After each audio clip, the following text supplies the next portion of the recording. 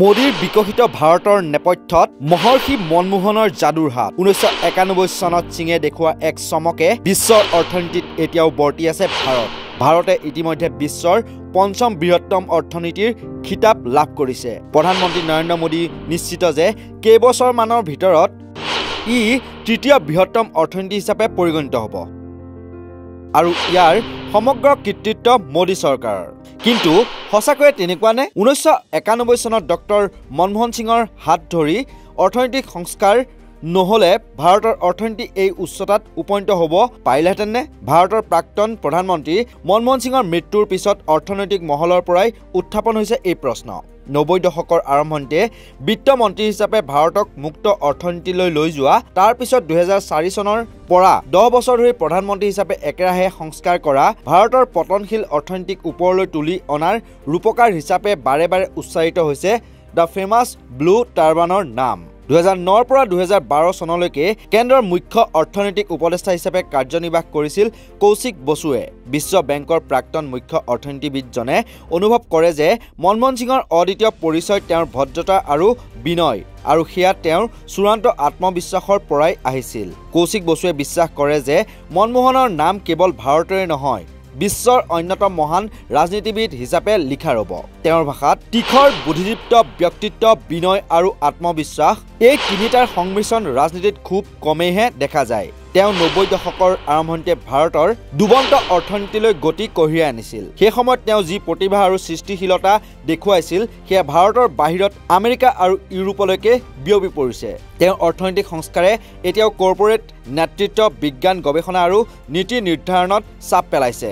মনমোহনৰ সৈতে 4 বছৰ ধৰি কাম কৰা কৌশিক বসুৱে মূল্যায়ন কৰি কয়, ৰাজনীতিৰ বাদ বিসম্বাদৰ বাবে তেওঁৰ সময় নাছিল আৰু সেইটোৱে তেওঁক বাকী সকলোৰে পৰা পৃথক কৰি তুলিছিল আৰু সেই প্ৰতিভা আৰু বুদ্ধিমত্তাই তেওঁক অৰ্থনীতিৰ ইতিহাসত অনন্য কৰি তুলিছিল।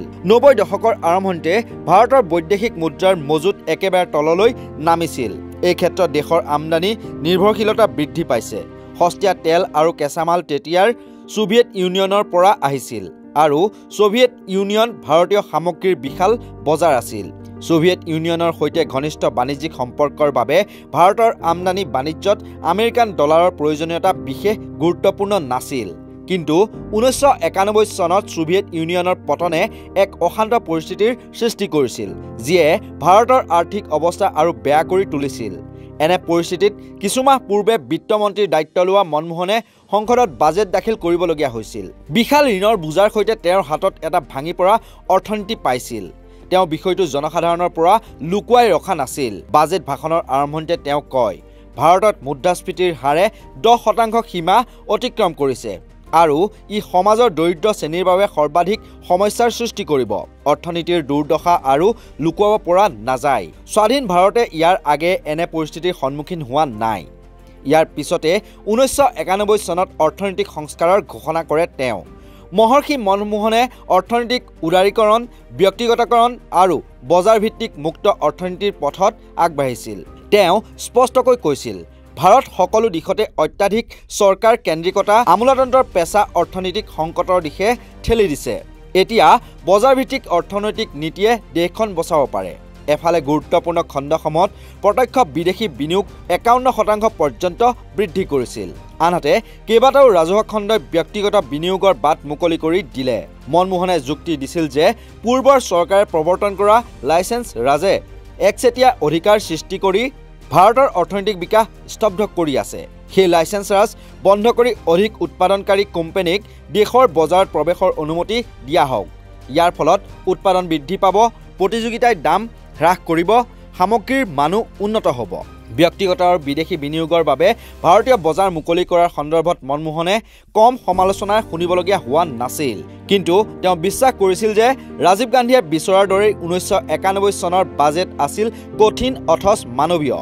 তেওঁৰ একালৰ মুখ্য অৰ্থনৈতিক উপদেষ্টা অশোক লাহিৰীয়ে তেতিয়াৰ প্ৰধানমন্ত্ৰী PV নৰসিংহ ৰাওৰ শলাগ ল'ব বিচাৰিছে যে সেই সময়ত এজন শীতল মস্তিষ্কৰ দক্ষ অৰ্থনীতিবিদ মনমোহনক বিত্তমন্ত্ৰী হিচাপে বাছনি কৰিছিল নৰসিংহ ৰাওৱে। আচলতে সমালোচনাক ইতিবাচক হিচাপে লোৱাৰ অদম্য ক্ষমতা মনমোহনৰ আছিল। এই সন্দৰ্ভত শুকুৰবাৰে RBI প্ৰাক্তন ৰাজ্যপাল ৰঘুৰাম ৰাজনে এটা কাহিনী শ্বেয়াৰ কৰে। অৰ্থনীতিবিদ ইছাৰ আলুৱালিয়াকে ধৰি তেওঁলোক ৫জন লোকে ২০১২ চনত বিত্ত মন্ত্ৰী মনমোহনৰ কৃতিত্বৰ ওপৰত লিখা এখন গ্ৰন্থ উন্মোচনী অনুষ্ঠানত অংশগ্ৰহণ কৰে।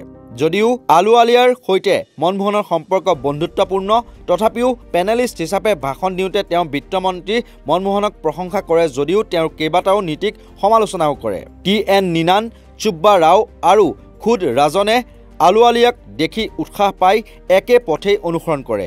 একেবাৰে শেষত ক'বলৈ উঠে মনমোহন। মুখত সামান্য কোনো ব্যক্তিও নাছিল। তেওঁৰ পৰিচিত ইখত হাঁহিটো মাৰি তেওঁক ক'বলৈ ধৰিলে, যি শুনিলোঁ ই মোক চিন্তা কৰিবলৈ আৰু সুযোগ দিলে। পৰৱৰ্তী সময়ত সেইবোৰ মনত ৰাখিম। ৰাজনে তেওঁৰ স্মৃতি সোঁৱৰণ কৰি লিখিছে, য'ত কেৱল প্ৰশংসাই প্ৰাপ্য আছিল তাত কেইজনে সমালোচনা মানি ল'ব পাৰে। এইকাৰণেই মনমোহন অনন্য। তদানীন্তন প্ৰধানমন্ত্ৰী মনমোহনৰ সংবাদ মাধ্যমৰ উপদেষ্টা হৰীশ খাৰেও ভাবে যে তেওঁ ইমান মিতভাষী হৈ ১৪০ কোটি জনতাৰে ভৰপূৰ দেশখনক যিদৰে নেতৃত্ব দিছিল সেয়া বিৰল। মনমোহনে নিজৰ কৰ্মটো স্বকীয়তাৰ আভাস এৰি থৈ গৈছিল।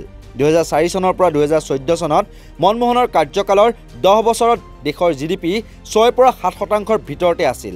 অৰ্থনৈতিক বিশ্লেষকসকলে বিশ্বাস কৰে যে আজি ভাৰতৰ GDP ৭.৬% পোৱাৰ ভেটি স্থাপন কৰিছিল মনমোহন সিঙে। কিন্তু বিগত 2 বছৰৰ ভিতৰত মোদীৰ আমোলত দেশৰ GDP অভাৱনীয়ভাৱে ৫.৪%লৈ হ্ৰাস পালে যদিও মোদীয়ে ভাৰতৰ অৰ্থনৈতিক বিকাশৰ গতিত কৃতিত্ব লোৱা বুলি ক'লে ভুল কোৱা হ'ব। News desk report, north east নাও।